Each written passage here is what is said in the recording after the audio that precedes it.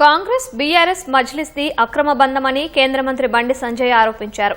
బీజేపీకి మేయర్ పీఠం రాకూడదని 3 పార్టీలు కలిసి పోరాటం చేశాయని, అయినా వారికి ఫలితం దక్కలేదని ఎద్దేవా చేశారు.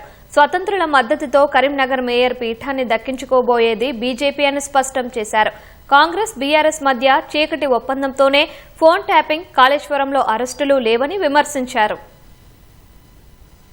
రేవంత్ రెడ్డి గారు చాలా మరి ఫెవికాల్ బంధం అని నేను అంటున్నా. మీది బీఆర్ఎస్ది ఎంసీల్ బంధం. బీఆర్ఎస్ పార్టీ కాంగ్రెస్ పార్టీ బంధానికి అనుసంధానమే ఎంఐఎం పార్టీ. ఎందుకు చెప్తున్నా అంటే కరీంనగర్ లో కాంగ్రెస్ బీఆర్ఎస్ ఎంఐఎం మాదేమో మ్యాజిక్ ఫిగర్ దాటింది. మరి ఈ టైంలో ఎట్టి బస్సులో భారతీయ జనతా పార్టీని మేయర్ కానివ్వద్దు అని చెప్పి ఈ 3 పార్టీలు ఒకటైనాయి.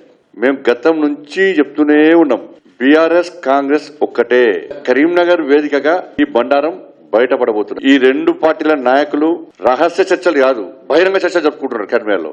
నేనేమంటున్నానంటే కరీంనగర్ లో కలిసి ఉండాలి, మేయర్ వచ్చినా రాకుండా బీజేపీకి వ్యతిరేకంగా పనిచేయాలి అని తీసుకున్న నిర్ణయము ఈ 2 పార్టీల అధిష్టానం తీసుకున్న నిర్ణయమా, స్థానిక కాంగ్రెస్ బీఆర్ఎస్ పార్టీ తీసుకున్న నిర్ణయమా? ఇది కాదు అని ఖండన ఇస్తారు కావచ్చు, ఇది తప్పు అని చెప్పి కాంగ్రెస్ బీఆర్ఎస్ ఇస్తారు. వాస్తవం బీఆర్ఎస్ పార్టీ నాయకులు మాట్లాడే విషయం స్పష్టం చేస్తున్నాం. మేము ఫోన్ ట్యాపింగ్ కేసు అరెస్ట్ లేదు, డ్రగ్స్ కేసు అరెస్ట్ లేదు, ఈ ఫార్ములా కేసు అరెస్ట్ లేదు, కాళేశ్వరం కేసు అరెస్ట్ లేదు, ఫామ్ హౌస్ కేసు అరెస్ట్ లేదు.